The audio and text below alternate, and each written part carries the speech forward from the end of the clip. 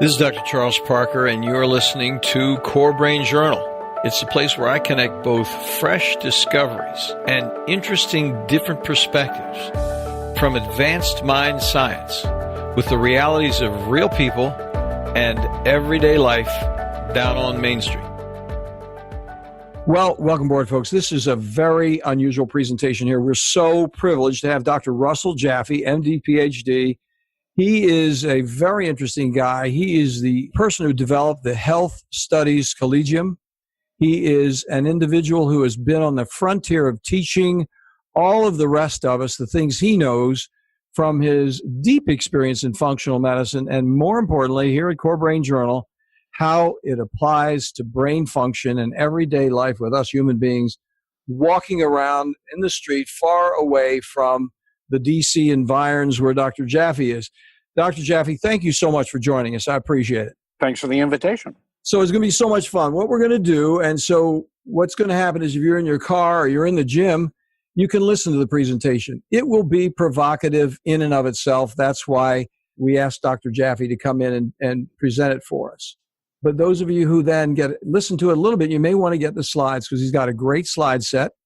And I'm going to follow him with the slides myself because I'm watching, he and I are talking on Zoom. But I'm going to follow him on the slides, and we're going to be able to do the slides and the presentation. It's just going to be like you're going to be in a dinner meeting, but you're going to have it in your home, in your ears, wherever you happen to be globally. So it's going to be very, very interesting. And the title of the talk, get this, folks, is something that we have all been very interested in for a long time: functional immunology in clinical practice. It doesn't get more streetwise than that. Now, we're going to drift around a little bit because Dr. Jaffe is a preeminent deep researcher. So stay with us. The good news, again, because it's a podcast, you can replay it. Just remember that. So without further ado, I'm going to give it to you, Russ. You take it off, and we'll be right on the first slide whenever you're ready. Well, it really is a pleasure and a privilege to synthesize over the next 40 minutes or so what it has taken me 4 decades to put together. And by that, I mean, in America, we have healthcare, which means mostly sick-related care, and then we have mental health as if that's separate. As we have known for decades, at least since C. Norman Shealy started the American Holistic Medical Association in the late 1970s, the mind and body are always connected, as the Association for Humanistic Psychology or the positive psychology movement started by Abraham Maslow pointed out. The mind and body are always connected. And what we have had the privilege of doing is synthesizing and, more importantly, making clinically accessible, both to colleagues and to consumers, a functional, an integrative, a personalized, predictive, proactive, primary prevention practice-focused approach so that these hundreds or thousands of articles on the molecules of emotion, as Dr. Candace Pert titled her book, can be now brought back in a more evidence-based 21st century way so that the triple aim, John Berwick's triple aim of better health, better care, and lower costs can be realized sooner by more people and more effectively. Next slide. Now, I'm not looking at the slides right now, so I have to remember the slides. I'll tell you, this is a picture of you, Russ. This is the introduction of you and what you do. It's a great picture, by the way. You look very sharp, man. You got some great glasses on. Thank you. And you just look terrific. Sorry, that's the first slide. Right. And the second slide is the objectives, right? Yes, sir. Yeah.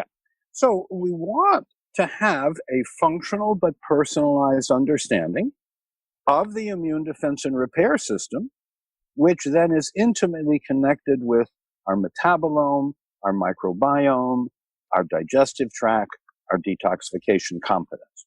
And going back some decades, the immune system was really a black box. We knew when it was tolerant, people were healthy. When tolerance was lost, it was bad news. There were inputs, there were outputs. And what our lab pioneered in the early 1980s was opening up that black box and looking for each individual at where they're tolerant and where they've lost tolerance and where their lymphocytes are responding and reacting. And we measure all of those in a very functional way so that in a single cell culture, autologous and ex vivo, which means We're measuring the reactions just as they happen inside the body. We're able to now do hundreds and hundreds of cell cultures very efficiently, very reproducibly, very inexpensively, but very high value in terms of either avoiding and reducing potential risk, or more importantly, mitigating existing risk to mind and body, since they're always so intimately connected. Next slide. And now where are we? So really on the picture with the immune system, I came ahead a little bit because I think your next thing is the immune system defenses and repairs, because that's where you are going with it. No, exactly right. Now, many of us are familiar with the word inflammation and how important inflammation is in vitality and health. And we have thought it through to realize that inflammation is really cumulative repair deficit. And what we want to do is remove obstacles to recovery. We want to evoke human healing responses. We want to do that with physiology before pharmacology. We want to do that with an emphasis on nature, nurture, and wholeness. And to do that, we need to understand where the immune defense and repair system is, what you're tolerant to, what is burdening you. Because when you have delayed allergies, it's kind of like running a marathon every time you get exposed to the foreign antigen, energetically, biologically. You wouldn't run a marathon every day. It would wear you out.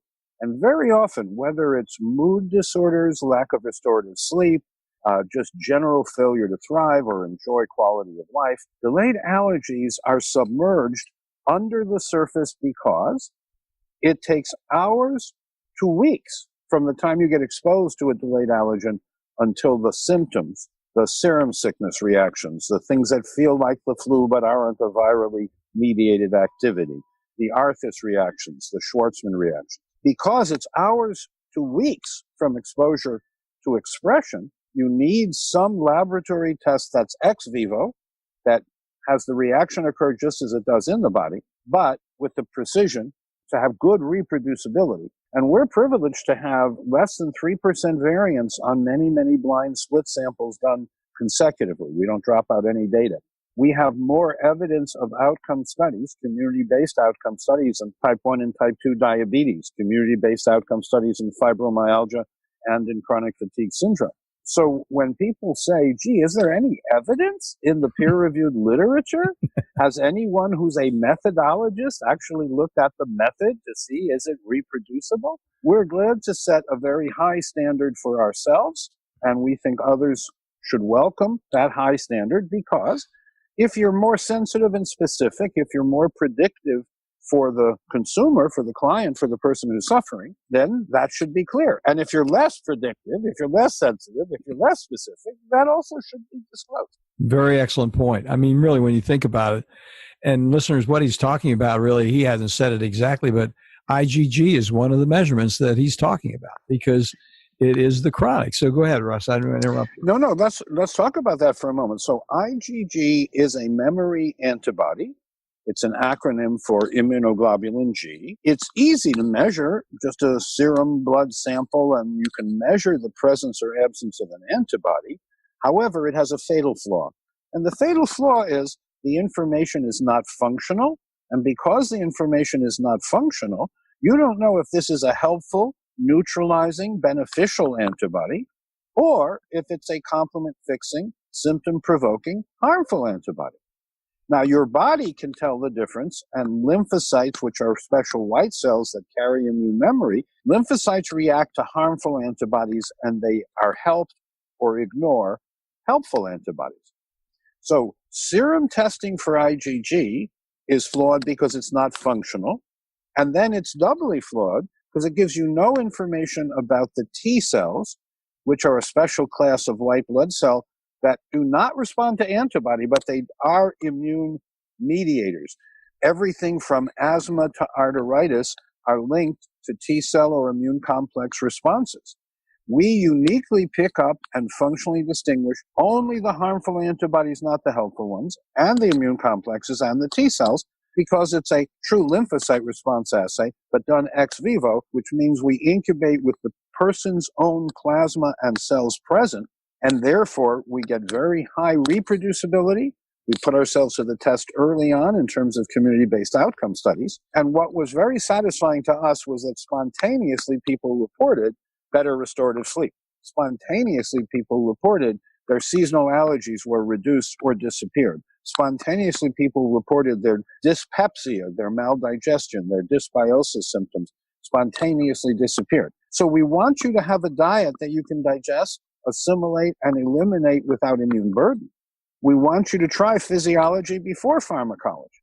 So we don't try to reduce symptoms. We try to get to the cause of a problem or a risk and mitigate the risk, reduce the adversity that causes the problem. Is it an epigenetic need for more specific nutrients?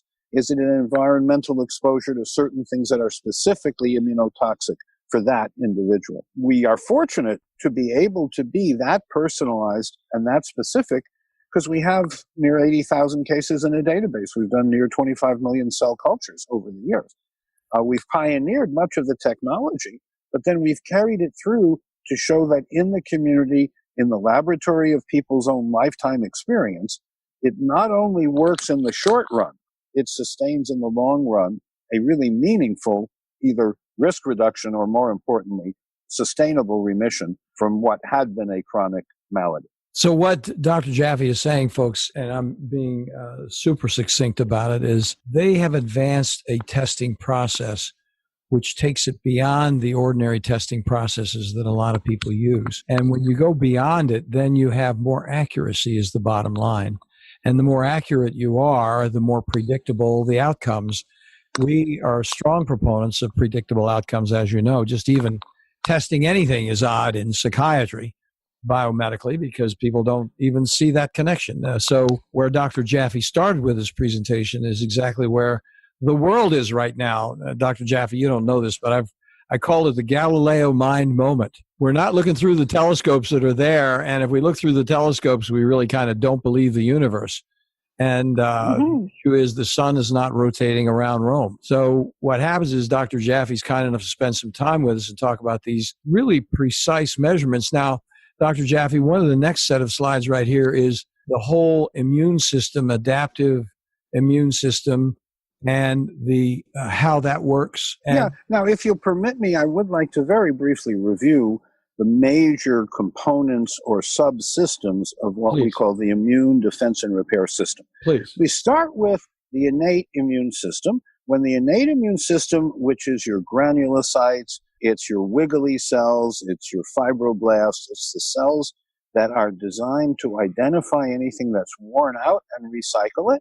They also have recycling centers inside themselves called lysosomes that can break down anything that's foreign to you to building block components and then make use of those to build you back up. So you want your innate immune system to be robust and vigorous. You want, for example, your phagocytic index to be 50 or so, which means your granulocytic or phagocytic cells can take up 50 bacteria, put them in a lysosome, break them down and recycle them, no infection. On the other hand, most of us begin by assessing the adaptive or acquired immune responses, and you must break tolerance, you must have maldigestion, you must have dysbiosis, you must have repair deficit inflammation before you acquire any delayed allergy. And when you have all of that, you have a repair deficit at the blood-thyroid barrier, at the blood-adrenal barrier, at the blood-testes or ovary barrier, at the blood-brain barrier. There are lots of barriers in the body that must be renewed and rehabilitated on a regular basis. And we want an immune defense and repair system that is unburdened and able to go back to doing both daily defense, but nighttime is the time to restore, both restorative sleep and rehabilitate, rebuild the infrastructure, the collagen, the elastin, the ligaments, the bones, the tendons, the joints, the basement membranes of the body. Many, many people have a repair deficit that clinically presents as inflammation, because inflammation is really cumulative repair deficit. And this is one of the rethinkings that the functional approach allows, and we've contributed to. And I would extend the analogy that you aptly applied before, because the reductionist, so-called Descartesian mechanistic model, that is the basis for the curriculum in medical education to this day, has fatal flaws because the body is meant to be a self-renewing, self-repairing, homeostatic, that means self-re-regulating, bringing yourself back to equilibrium organism. And no part of any adult is more than 10 years old, and that's bones. Large blood vessels and joints, 7 years. Most of us has been renewed within the last few months. So this notion of my birth certificate says I'm of a certain age, therefore the quality of my life may decline. I argue not. I want to be in the minority of people at advanced age on their birth certificate who's functioning as a young adult. My own teacher at 96 and 106 had a lot of tests because we were able to do it on him.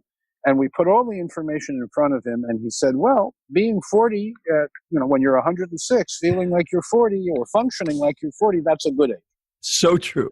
Well said. And I like the way you said that because it's so effective, really, the whole mechanistic point. That is the point, because in a way, people are looking really at labels and looking at how appearances matter. And what Dr. Jaffe just said, listeners, is the issue is if you have a problem, there is a cause for the problem. Another whole system is kicked in. Not a system that's working and doing its business and everything's fine. But when you have a problem, even a nuanced, a very small problem, and this is part of the problem with the mix between traditional psychiatry and functional medicine psychiatry, is that even a small problem does appear as a marker, as an important marker, to really understand the nuances of what the underlying pathology actually is, as opposed to it's not bad, you'll get over it and carry on. So go ahead, Dr. Jaffe. And if I can build on that, there was a brief interest in what was called orthomolecular psychiatry and orthomolecular medicine. Abram Hoffer, Humphrey Osmond, Linus Pauling, some of the Carl Pfeiffer. And they found very quickly that people who had profound psychiatric and or physical chronic ill health almost always had an observable metabolic imbalance. If they lacked zinc and B6, they had the MAW factor in their urine. If they lacked molybdenum, they had selenite, nitrite rather than nitrate in their urine. They looked at amino acids, which were the sources of neurochemicals. They looked at fatty acids, which are the source of our cytokines and our powerful communication molecules. They looked at whether the cells were too acid or not, whether they had enough antioxidants or not. And very often they were able to accomplish the remarkable without prescriptive intervention. What young doctors tell me today is that there's so much to learn about psychoneuropharmacology and its impact on society that there is no time for what I will call nature cure or evoking human healing responses.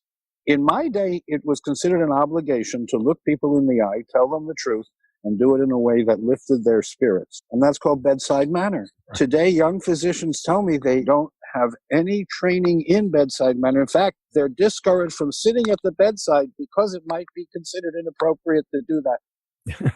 Oh, dear. So I welcome the opportunity to help be a bridge so that once you enter the functional, the integrative, the whole person, the consumer-driven environment, you very quickly see that almost everyone that has a thyroid problem has a mood disorder. And almost everyone who has a mood disorder has a sleep disorder. And everyone who has a mood and sleep disorder has some neurohormonal imbalance. Yeah. So it's the web of life. And you can pick up that web respectfully at any point, but you must be able to feel the resonance of the web, not just concentrate on poking at one specific symptom or one specific nutrient. See, this is so important, Dr. Jaffe, and I'm going to tell listeners to get over to slide 10, because this is where Dr. Jaffe talks about this in a more precise biomedical detail. This is the antibody-specific B-cell response, and in this slide, Dr. Jaffe talks about exactly what he was just talking about, is just the ubiquity of stress and what it does. So, Dr. Jaffe, you want to hit that a little bit? Yes, and in particular, we're meant to have balanced responses. So we have stress hormones known as cortisol and DHEA. We can measure this in the saliva or in the plasma. If cortisol goes up under stress and DHEA tracks with it so that the balance or proportion of cortisol to DHEA is still within healthy homeostasis, you're fine. The real problem comes in when cortisol goes up and DHEA doesn't follow. And that gets worse when the cortisol should go up and it doesn't, because both sides of that neurohormonal axis are distressed, are exhausted, and we want to rest and rehabilitate. We want to restore and renew the precursor amino acids, and more importantly, the enzymatic control, which usually means B complex, minerals, and cofactors.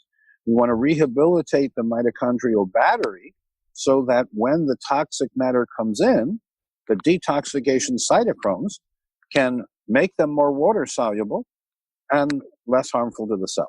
The cytochromes can then get active. And what we're doing, staying a little bit more with the slides, is the whole business of lymphocytes, B cells, and T cells. Now, folks, stay with us a little bit because this is an important point here, because what happens is we're going to tease this apart. One of the things I like about having a guy like Dr. Jaffe on is because he introduces a really an evolved language. What we're all doing as we're moving along through our lives is, and the reason people tune into Core Brain Journal is because they want to get that, they want to have access to that different language. And that different language takes them into different geographies, into different lands. And when you get into a different land, then you need new maps. You don't know where you are unless you pull out some kind of an effective map to take you from, one city to the next. And so this is a little perhaps arcane for some people, but I think it's of value. And where we are now, Dr. Jaffe, is on 11. We're talking about B cells and T cells, and it's in the spirit of adding some more of an idea of what we're doing and why we're even talking about these things. Yeah, I'd like to build on that for just a moment, if I may. Why is it important to look functionally at where the B cells are and where the immune complexes are and where the T cells are? Well, it's only important if you want to avoid cancer, cardiovascular disease, and catastrophe. You got it. It's kind of important, but it's only in the last few decades that we have been able to accurately, reproducibly, in an evidence-based way, measure these delayed reactions, and more importantly, know what to do clinically, what to do for the individual to recommend a lifestyle program first, an epigenetic lifestyle program first. It's about what we eat and drink. It's about what we think and do. And that's where we have specialized, taking the bench to the clinic and the clinic to the table, to the dining room table. So then back to the lymphocytes, the B cells, and the T cells. Let's break that down a little bit because people are sticking with the slides a little bit, I'm sure. And if you could shed a little light on the differences and importance of why one would even want to know about that stuff. Right. Why would we care about these reactions? Well, when we say we have inflammation and pain and discomfort and swelling and heat, or when we say we have autoimmune conditions from diabetes to asthma, from migraine headaches to multiple sclerosis, from arthritides to pericarditis, anything with ITIS means self-attacking repair deficit known as inflammatory, chronic, delayed immune dysfunction. I want my immune defense and repair system robust. I want it to be able to identify anything that's foreign, recycle it without burdening me. And I do not want to have to burden my immune system to the point where my blood barriers decay, which means autoimmunity and self-attack occurs in whatever is the part of me that's stressed. And more importantly, I'm not able to get the restorative sleep, the restorative peace. Whatever else I'm doing to help myself is reduced when I have maldigestion, dysbiosis, repair deficit, these repair deficit inflammatory conditions that are mediated by different aspects of a life essential system. When we say immune defense and repair, we're talking about something without which you cannot live. If your immune defense and repair system somehow goes away, you end up in a bubble for the remainder of your time, and it won't be a happy bubble. And I actually knew the bubble child at NIH. His father was an institute director. Really? There's a whole story another time about that. His name was Teddy. And at the age of 21, he signed himself out of the bubble. He knew he would pass away, but he didn't want to continue. He'd been in there for 8 years. Anyway, this immune defense and repair system is essential for survival. It's essential for repair, but it's essential for having optimism and the ability to see the challenges of life as opportunities rather than neurochemically, neurohormonally, immunologically, feeling helpless, hopeless, displaced, and disinherited. And many people have those experiences and feelings without realizing it's about the foods that they're eating, either the processing of those foods or the immunogenicity of those foods. There's a lot of things in those foods that we could get into that I would say, well, they're not in my home. Because I'm like everyone else. In the middle of the night when I'm hungry, I will eat whatever is the least healthy thing around. So I only have seeds and nuts and sprouts and reasonably healthy things. And if I have an extra cashew, well, I had an extra cashew last night. I'll have one less cashew today. On the other hand, if I had a candy bar, I would probably at 2:30 in the morning, because sometimes I'm up at that hour and hungry, go for it.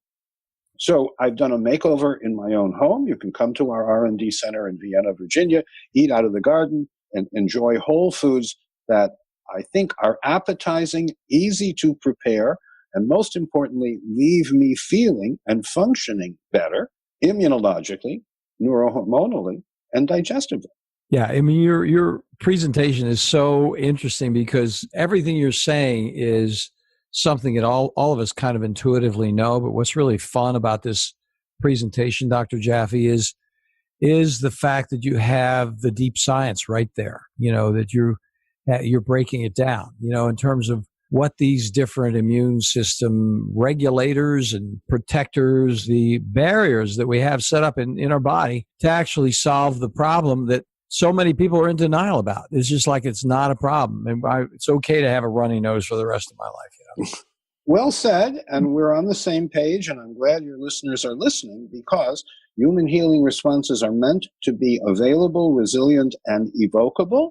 When they're not, it's either because of a lack of something that's essential or too much of something that's toxic. And the distress of life can be a mental toxin. Relationships can be toxic or nurturing. And we recognize all of that. But we also recognize that when you're eating the foods that nurture your wholeness, you're more likely to be reasonable and resilient. You're more likely to hear other people as giving you opportunity rather than attacking your soul. You're more likely to get the restorative sleep to allow your body to heal and restore. And that means restoring tolerance in the immune system. And in order to do that, you have to go after the different subsets and understand the complexity, but also the elegance of why the body devotes so much of its attention to these different immune modulators and upregulators and downregulators. We fortunately have health coaches that can explain this to you or to your individuals who you take care of, usually on a telephone or televisual schedule, because this is a rethinking. It really is the functional application of mind-body medicine, recognizing that everything that affects the mind affects the body, and everything that affects the body affects the mind. So good. Let's pop over to slide 18, because I'm going a little ahead of you, because there were some slides in there that were really almost exclusively for a professional audience. And so that what happens to be a little deep for the average listener. But I think a lot of the people out there, a lot of the people that we speak with on a regular basis in our office at our level, is they don't know what the difference between IgE and IgG is. And there's a slide you have here, number 18, listeners. Yes. On IgE. And I think if we got a little more into that differentiation, it would help emphasize some of the excellent points that Dr. Jaffe is making, so that we can see how those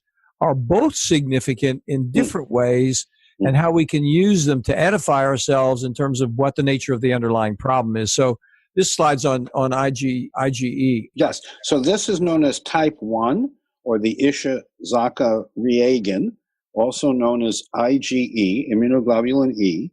And the reason it's immunoglobulin E is because it's present in very small amounts, but it has a specificity for cells like basophils and eosinophils and other granulocytic cells, and it causes them to be sensitized and degranulate. And what happens when you lose the granules from these cells? Well, the chemicals inside those granules are adrenaline and serotonin and other neurohormonal active molecules that get concentrated in these cells. And when histamine, induced by these immediate IgE reactions, when histamine amplifies the effects, you get hives, you get wheezes, you get anaphylactic shock, and sometimes itching. This is in complete contrast to what we've been talking about up until now.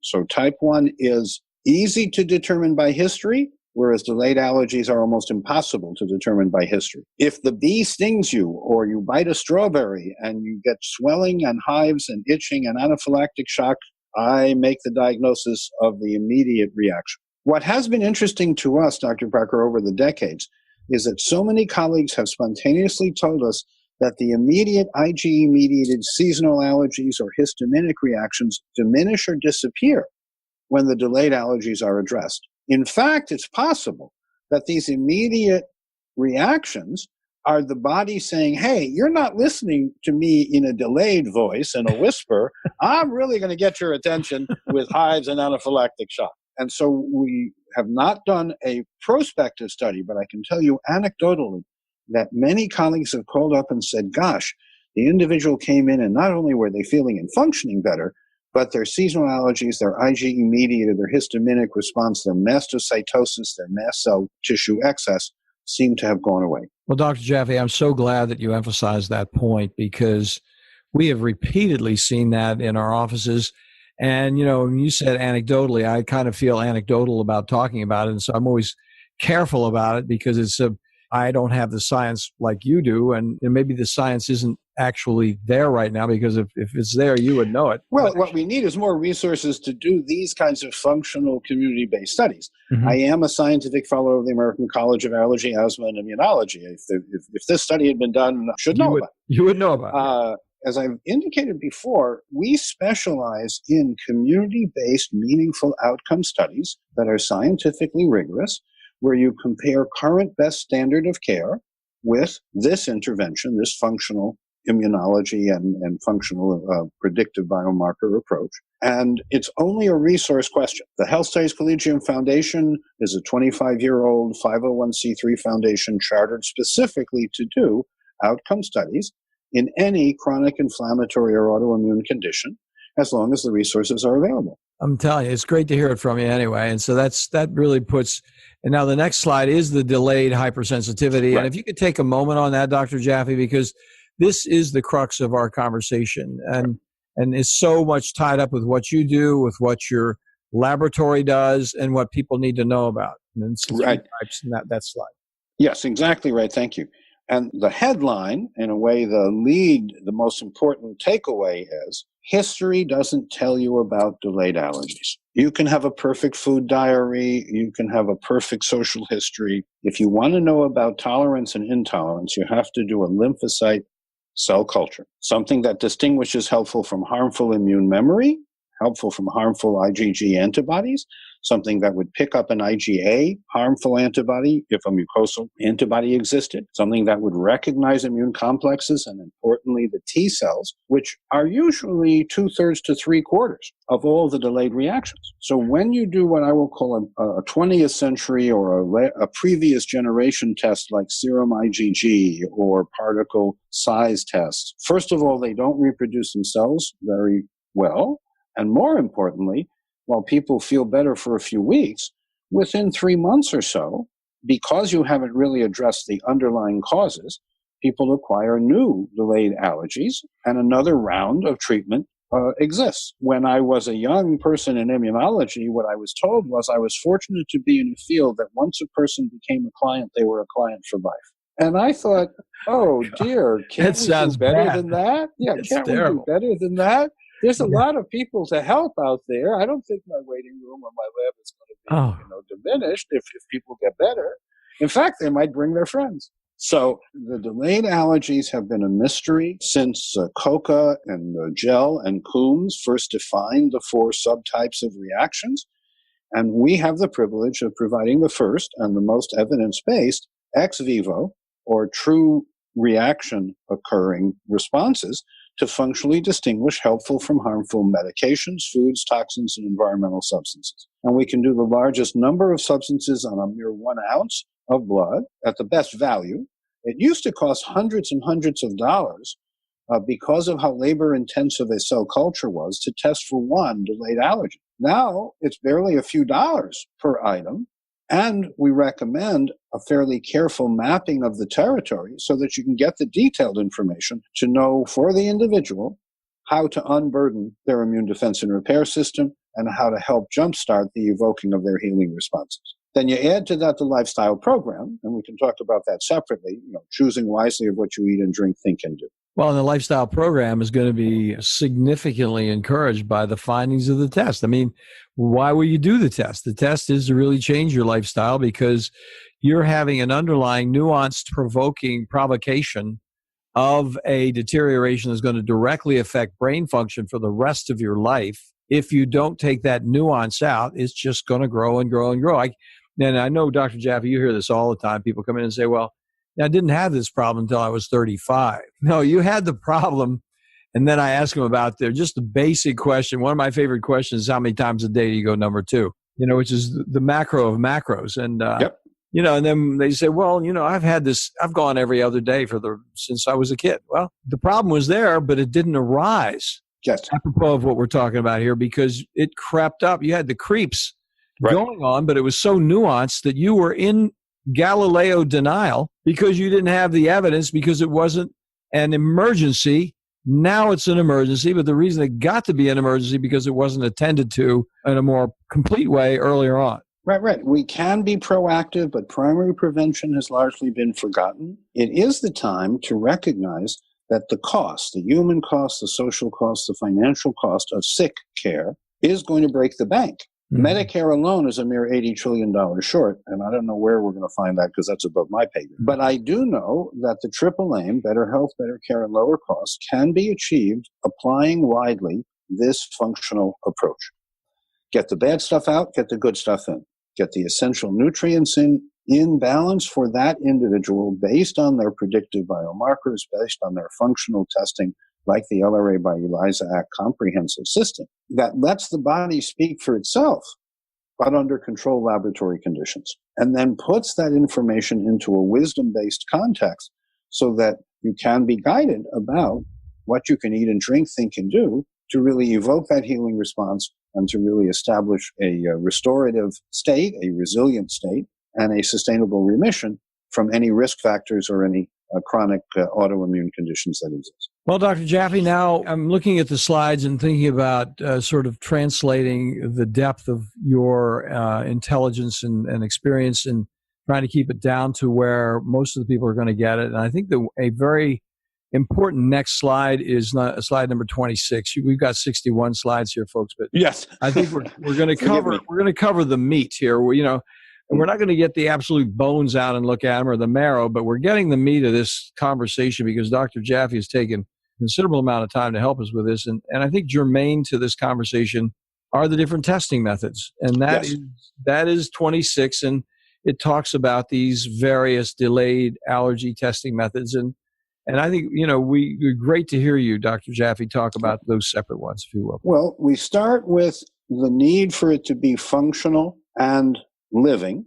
So any serum test, like a serum IgG test, as is conventionally done, will not give us the information we need. It won't give us the T-cell information, and it won't distinguish the good from the bad antibodies. Then there are the machines that measure everything at 10 microns. And they say, a lymphocyte, when it wakes up, a lymphocyte, when it activates, it goes from 8 to 10 microns. So I'm going to measure 10 micron particle. Well, it turns out there's lots of artifacts. There's stacking of red cells. There's platelet clumping. There's debris from granulocytes. There's lots of things at 10 microns that are not lymphocytes reacting. The difference between an ex vivo functional test like LRA by ELISA Act is that we actually look at the lymphocytes to make sure that we're not confusing something at that size with something of that function. And then there are other systems, mediator release systems, that look indirectly at some of the cytokines or some of the chemicals that are released when cells react. That's an interesting technology. Haven't seen much in terms of clinical outcomes yet because it's relatively recent as an innovation. It has the advantage of being new,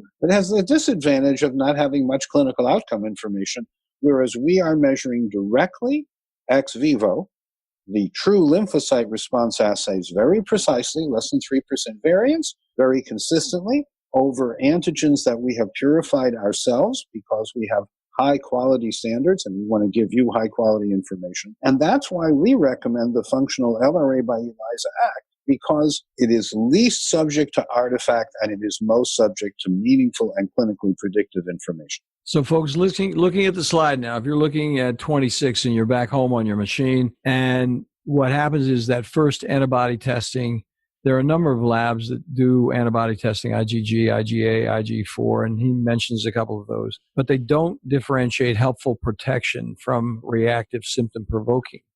So they're more static. One of the things we see so often in our offices are cell size method, which is ALCAT. And ALCAT to me is, I just don't even, somebody gives me an ALCAT test, it's really throwing the cards in the air because there's so much going on in an ALCAT test. I'm not against the company. I'm just talking about the usefulness of the data. I mean, that's what everybody's there for. That's right. Heather's Wiki published a few years ago, sending blind split samples very specifically to that lab. And what she published was the blind splits didn't reproduce each other. It was like throwing cards in the air. If you want to randomly change things, okay. But if you want to randomly throw cards in the air, just throw the cards in the air. Don't do the test. Yeah. Only do a test that reproduces itself and then decide if it's applicable to the individual. If we didn't have less than 3% variance, I wouldn't offer a procedure that had higher variance because the clinician gets confused and the patient more so. When we set up the procedure, we had very high standards and we had to innovate in a number of ways. But fortunately, with my NIH and methodology background, I was both interested in and I guess suitable to the task. Now, decades on, we've done outcome studies and we have all of these case reports that confirm how comprehensive, how predictive, how individually relevant this approach is, whereas the others that you've just mentioned do not reproduce themselves very well and are not comprehensive, therefore they're not functional. Some of them are easier. You just put out your arm and get a specimen and get some result. But if it gives you brief but meaningless hope that leads to a hopeless result because you haven't gotten to the cause, you haven't really redressed the issue, you haven't gotten the good stuff in and the bad stuff out, therefore, the patient now loses hope in the whole approach. And so that is what it's not about any specific lab or any specific test.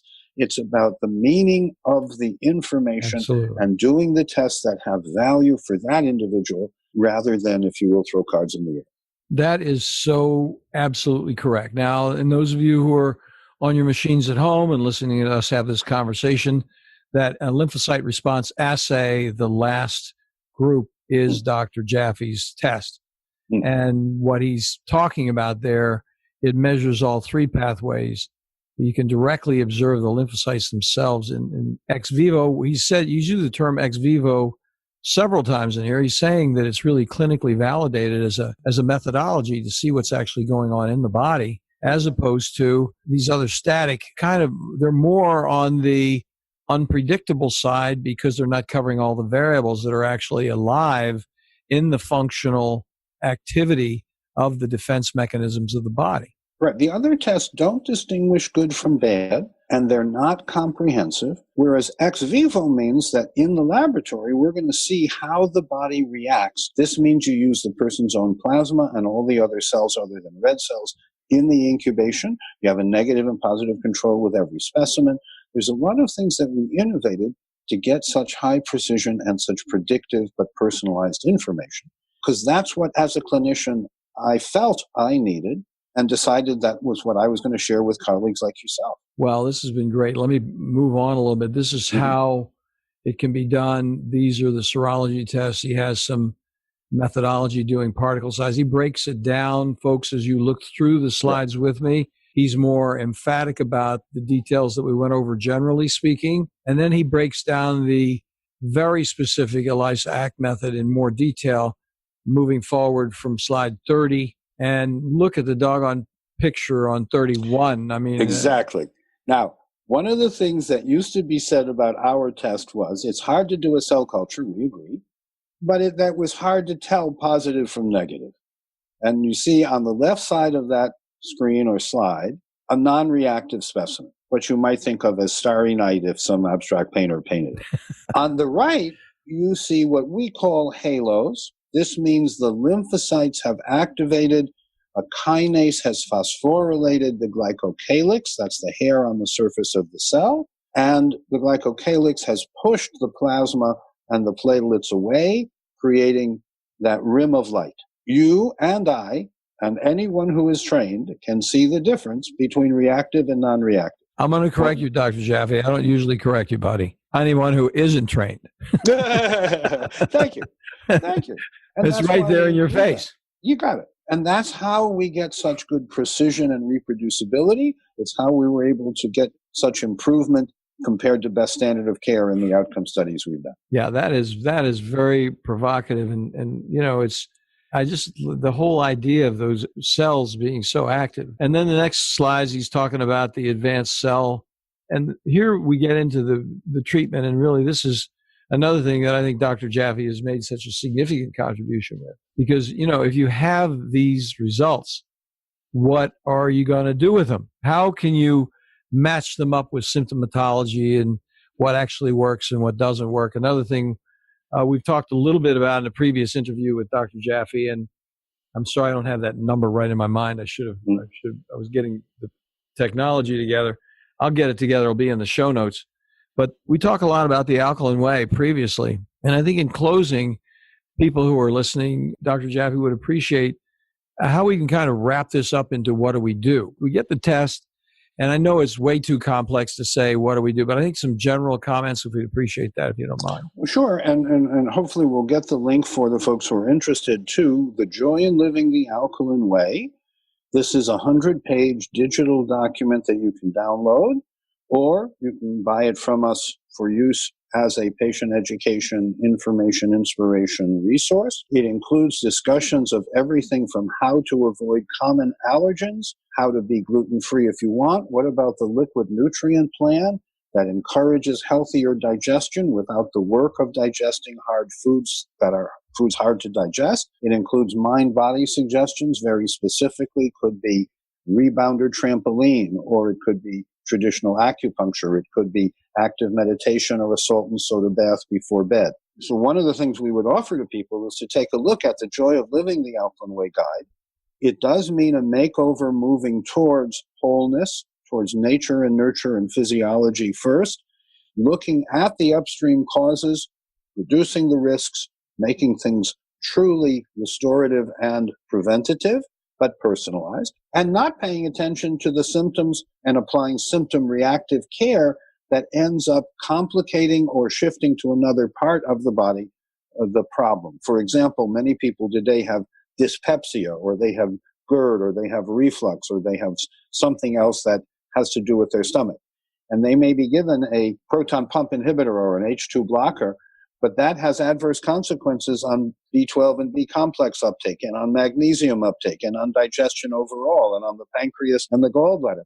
And so we want to bring back and have people fall back in love with the human healing response, what you might call the nature approach first, or the nature cure approach. And this covers all of epigenetics. This covers the 92% of lifetime health that you have control of by the habits that you cultivate, by the choices that you make day by day, the choices you make in the supermarket, in the restaurant, when you travel, and when you're at home. Sorry to interrupt you, Dr. Jaffe, but I just want listeners to know we'll have that link, so they'll go directly over to your place. And yes, thank you. We'll get you the easy link. Sorry to interrupt you. Yeah. No, I was just saying that we've had the privilege. I came as a skeptic to debunk what I now advocate, but once my experience was so clear, once the evidence began to accumulate, as it has done robustly over the last 3+ decades, even a blind beetle will eventually figure things out. So even though I was a skeptic, I had the privilege of having people who mentored me,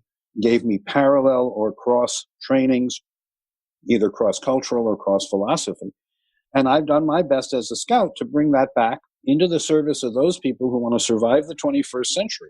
In summary, we actually have an extra 1 million deaths a year that are completely avoidable. 500,000 because of the complications of sugar metabolism, metabolic syndrome, insulin resistance, and diabetes. 250,000 due to nutritional deprivations that are rampant in this country.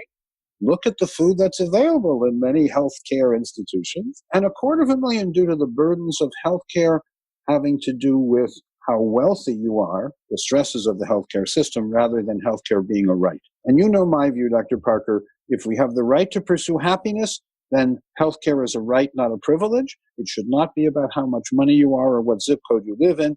We should all be well and happy, and that's what I want for each of us. Russ, I'm completely in agree with you about it. I mean, what happens in managed care is that they are now the landowners, the overseers of the tenant farms.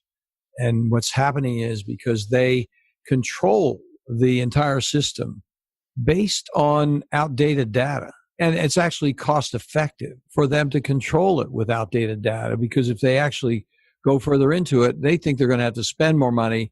And the paradox and the problem is, and you didn't quite say this, but I'm going to add to it, and you're welcome to chime in, is if they spent the money, they would save the money. What happens is they have no idea what they're doing, so they don't know that if you did this testing, how the phenomenal amount they would stay with people going to the hospital and being psychotic and having long-standing non-reactions, staying just with psychiatry alone. Forget diabetes and cardiovascular disease and all that. Just thinking about the mental health state of the globally, certainly in the United States, we're supposed to be the thought leaders, and not really looking at what's going on in biologically at the human brain, it would be a cost saving for them. They would actually make more money. And that's the paradox. You're exactly right. And to put that in the same, slightly different words, but the same concept, of the 2.6 million people who pass each year, 1 million could be saved. That would reduce the suffering and grief of their loved ones. Most people would like to live longer, not shorter. And it would add $8 trillion a year to the balance sheet of the country. And if you actually added $8 trillion a year for a decade, that's the $80 trillion that Medicare is short. And then we could actually have Medicare for all. So we're in complete agreement that the cost of sick care is going to break the bank sooner rather than later.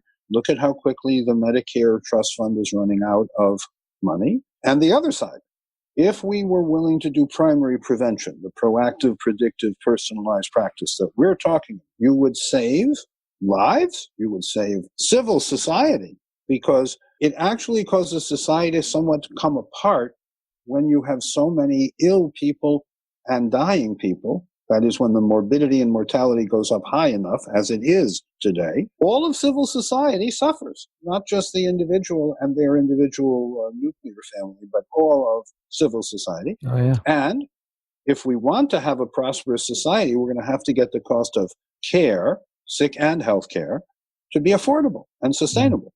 And that means, in my view, getting back to primary prevention, getting upstream and preventing people from falling in the river of disease, however good we are at salvaging them once they do. Well, Dr. Jaffe, what an eloquent and delightful presentation. I really appreciate your, we didn't do every detail of the slides because the audience is a mixed audience. The good news is we have professionals out there who will love the rest of the slides. They can go through it and they will be able to get a lot from it because the slides are really quite self-explanatory. And you've got references on a lot of the slides. Yes. So people can, if they're puzzled, just go to that reference and read about it. And that's what we try and do at Core Brain Journal all the time, is we're a little bit on the edge, but we're going to reference everything we're talking about. So we have references on every single show notes page. Perfect. So in that regard, we're going to have references for Dr. Jaffe's work, for his website, for the ELISA Act testing, for the Alkaline Way information. And you'll be able to get hooked up with Dr. Jaffe really easily by popping over there with the links that'll be on the website. And in closing, Dr. Jaffe, thank you so much for taking the time. It's always good to listen to you. It's inspirational, really, because you really say things so eloquently and yet so persuasively from a metaphoric point of view. The way you speak and the references that you make are so commonsensical in the context of really being good science. And I really appreciate that. You do a heck of a good job. Really appreciate it. Well, thank you. Much appreciated. And it's always a pleasure to be with you. We'll do it again sometime, Russ. At your pleasure. Yes, sir. Have a good one. Thanks for listening to Core Brain Journal. We're working every day behind the scenes to bring you reports that connect research benches with those street trenches. Here we share the complexity of mind science because, as you know, details really do matter. One of the most pervasive, misunderstood challenges is how commonplace medications, like those written for ADHD, are used so regularly without clear guidelines. If you think you'd like more specifics, take a minute to download my 2-page PDF packed with video links and references on the absolute essentials of how to start ADHD medications. They're easily available at corebrainjournal.com/start. Thanks for listening. Do connect and stay tuned. Together we can make a difference.